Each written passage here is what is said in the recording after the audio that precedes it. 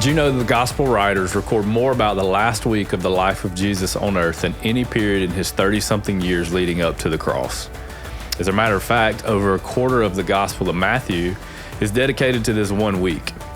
It's as if all of Scripture is building to this pivotal moment, because it is. We're looking forward to Easter Sunday and the greatest miracle that has ever taken place, but there's still much for us to experience this week if we'll slow down and consider the story that God is writing. Hey, we've loved hanging out with you this week, and we're excited that you have joined us today on Good Friday. And so, Kyle, before we jump into the passage today, kind of recap for us and help us get to this day, help us get to the day we know is Good Friday. Yeah.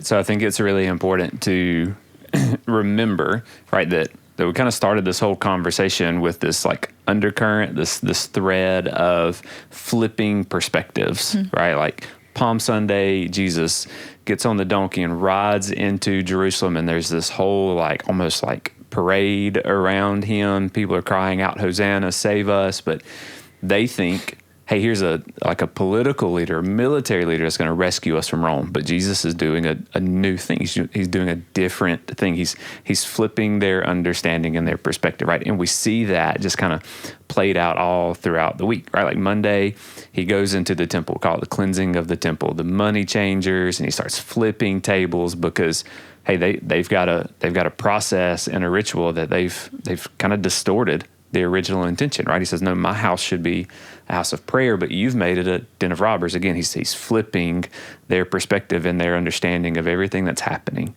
Tuesday, there's all of the teaching, but then it kind of ends the day with dinner back home with his friends.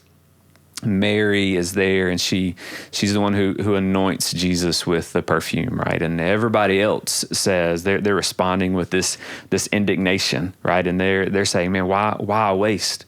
But Jesus is reminding them, no, she gets it. She's the one who understands. She's preparing me for burial, and he's flipping their over and over again. He's flipping their perspective and their understanding, and we see this kind of indignation play out in really everybody but Jesus. Mm-hmm. Wednesday, Judas kind of sets the trap, so to speak. Like he goes and he meets with the religious leaders to accept the bribe and begin the betrayal. Thursday is the Passover meal and this final really intentional moment with Jesus and the disciples where they're celebrating this meal and remembering God's deliverance. And again, it's this picture of, God has delivered us from slavery in Egypt. That's what Passover is all about. But Jesus is saying, no, I'm going to bring about a new deliverance, a deliverance from slavery of sin. And it's this brand new picture and this brand new perspective where everybody else is bringing this indignation and this prideful anger, but Jesus is bringing this selfless love to the table. And then he goes out into the garden and prays, and that's where the arrest happens. And then we get to today, Good Friday, which, again, like a flip in perspective, right? We call it Good Friday, and yet when we read the text in the Scripture, really nothing about it feels good. Mm-hmm. Yeah. So we're going to read today from Matthew chapter 27. Brandy, if you would, you're going to read verses 32 through 51. Our reading for today that we would love to encourage you to read along with us is verses 11 through 61.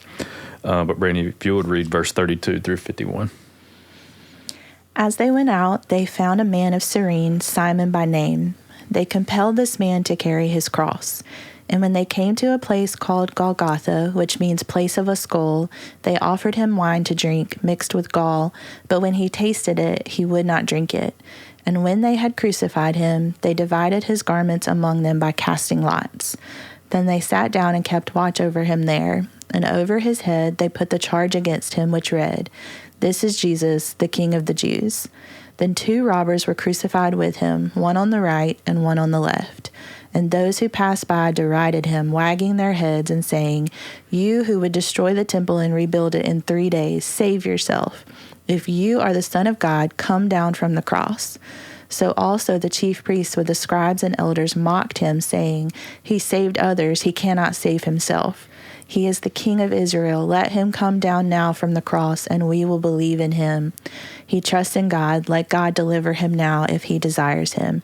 For he said, I am the Son of God. And the robbers who were crucified with him also reviled him in the same way. Now from the 6th hour there was darkness over all the land until the 9th hour. And about the 9th hour Jesus cried out with a loud voice, saying, Eli, Eli, lama sabachthani. That is, my God, why have you forsaken me? And some of the bystanders hearing it said, This man is calling Elijah. And one of them at once ran and took a sponge, filled it with sour wine, and put it on a reed, and gave it to him to drink. But the other said, Wait, let us see whether Elijah will come to save him. And Jesus cried out again with a loud voice and yielded up his spirit. And behold, the curtain of the temple was torn in two from top to bottom, and the earth shook, and the rocks were split. Okay, so this reading today is probably most especially well known. If you've been in church maybe even just once or twice, you've probably heard this scripture. So as you were reading it today, did anything kind of hit you guys in a different way, a new way, something that stuck out? Just kind of what was going on as you studied through this time?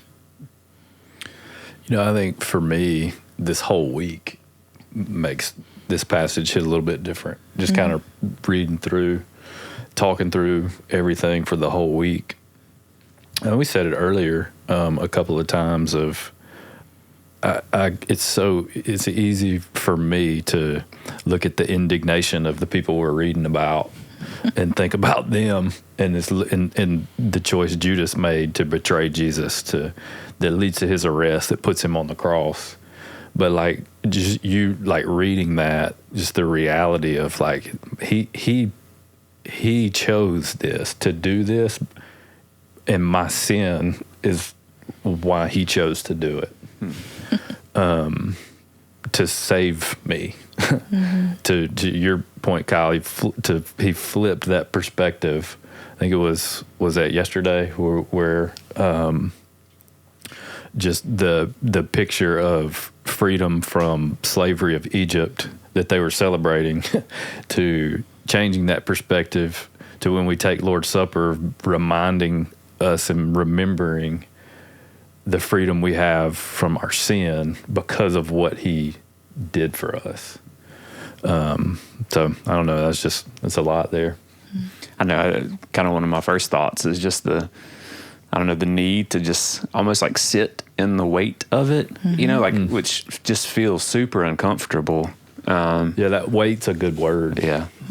Yeah. Cause I think we tend to want to avoid the weight and the uncomfortable, especially because Easter is bright colors and it's celebration and it's life. We're looking at that again, hindsight, but this day, to really kind of think through what it felt like for the followers of Jesus in this moment, just the weight, the unimaginable, just despair that they were feeling watching this man, the Son of God, and they've given everything and following over the past 3 years. They believed with everything that he was going to bring about some deliverance and some restoration, and he is in a new way that they still just have yet to kind of wrap their minds around. But in this moment, everything feels broken, bleak, dark. Well, because we get to skip ahead. That's why we don't want to sit in the weight of it. I can go ahead and read. Yeah.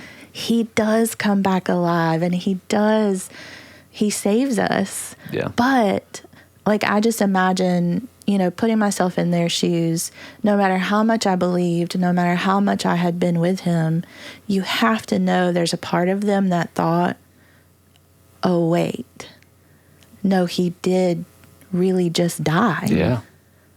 And I want to believe that he's going to return.